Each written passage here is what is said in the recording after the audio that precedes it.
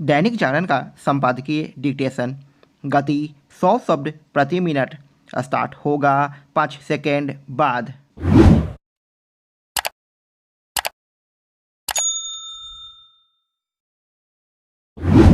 Start. Jammu Kashmir में अखनूर के पास एक बस के गहरी खाई में गिरने से 20 से अधिक श्रद्धालुओं की मौत फिर से यह बता रही है कि अपने देश में किस तरह आए दिन होने वाली सड़क दुर्घटनाओं में लोग बड़ी संख्या में अपनी जान गंवाते हैं। इस बस दुर्घटना का कारण यह माना जा रहा है कि ड्राइवर या तो तेज रफ्तार से बस चला रहा था, जिसके चलते वह सामने से आती कार को बचाने में अपना नियंत्रण खो बैठा, या फिर उसे झपकी आ गई होगी। दुर्घटना का मूल कारण कुछ भी हो, जो लोग अपनी जान गंवा बैठे उन्हें वापस नहीं लाया जा सकता।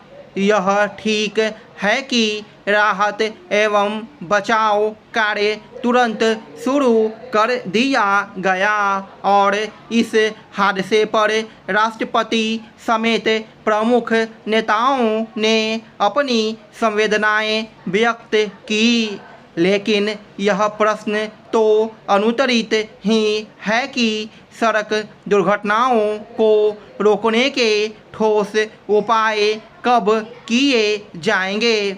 बार बार यह तथ्य सामने आ रहा है कि भारत में कहीं अधिक सड़क दुर्घटनाएं हो रही है और उनमें बड़ी संख्या में लोग जान गंवाने के साथ जख्मी भी हो रहे हैं, लेकिन ऐसे कोई उपाय नहीं किए जा रहे हैं जिनसे सड़क हादसों पर प्रभावी ढंग से लगाम लगे।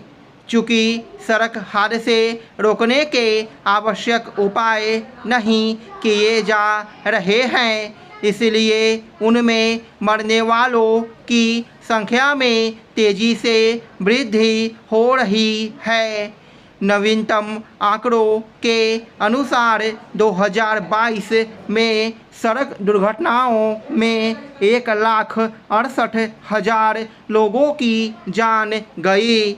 सड़क दुर्घटनाओं में होने वाली मौतों के मामले में भारत दुनिया में तीसरे स्थान पर है, जबकि अन्य देशों के मुकाबले अपने देश में कहीं कम संख्या में वाहन हैं।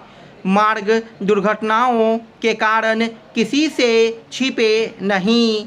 यातायात नियमों का उल्लंघन, खटारा वाहन, अकुशल चालक सड़क हादसों के मूल कारण हैं। ये ऐसे कारण नहीं जिनका निवारण न किया जा सके, लेकिन दुर्भाग्य से इस ओर ध्यान नहीं दिया जा रहा है। परिणाम यह है कि देश के किसी न किसी हिस्से में करीब करीब प्रतिदिन कोई न कोई बड़ा सड़क हादसा होता है और उसमें लोग मारे जाते हैं अथवा गंभीर रूप से घायल होते हैं। शासन प्रशासन इन हादसों पर शोक संवेदना जताकर कर्तव्य की इतिश्री तो कर लेता है, लेकिन यह देखने से इनकार करता है कि उन्हें रोका जा सकता है और रोका जाना चाहिए। सड़क दुर्घटनाओं में मरने वाले अधिकांश लोग अपने घर के कमाऊ सदस्य होते हैं। उनके न रहने से परिवार विशेष को ही क्षति नहीं पहुंचती, बल्कि समाज और राष्ट्र भी किसी न किसी रूप में कमज़ोर होता है। विश्व बैंक के एक आकलन के अनुसार देश का सकल घरेलू उत्पाद अभी जितना है उसमें हर साल 3% की और बढ़ोतरी होती यदि भारत में सड़क दुर्घटनाओं में इतने अधिक लोगों की जान न जाती। लोकसभा चुनाव अब अपने अंतिम पड़ाव पर पहुंच गया है। लगभग 97 करोड़ मतदाताओं के लिए चुनावी प्रक्रिया को सकुशल संपन्न कराना किसी बड़ी उपलब्धि से कम नहीं है। इसके लिए बड़े पैमाने पर मतदान केंद्रों की व्यवस्था करना, चुनाव कर्मचारियों और सुरक्षा बलों की तैनाती करना, ईवीएम की खरीद एवं रखरखाव, प्रशिक्षण, विज्ञापन, वीडियोग्राफी और प्रशासन आदि पर भारी व्यय करना पड़ता है।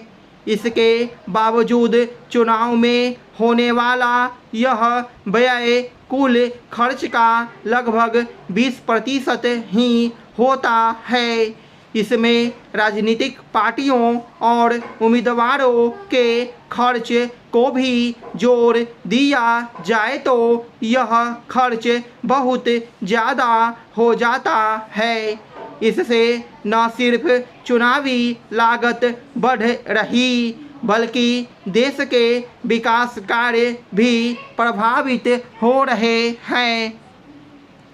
आम चुनाव के आरंभिक 2 चरणों में हुए कम मतदान ने अनिवार्य मतदान संबंधी प्रस्ताव पर बहस को हवा दी। हालांकि चुनाव आयोग द्वारा थोड़े विलंब से जारी किए गए अंतिम आंकड़ों ने घटते मतदान की चिंता को कुछ कम किया है। इसके बाद मतदान के आंकड़ों में पिछले चुनावों की तुलना में बहुत ज़्यादा अंतर नहीं दिख रहा है। स्टॉप।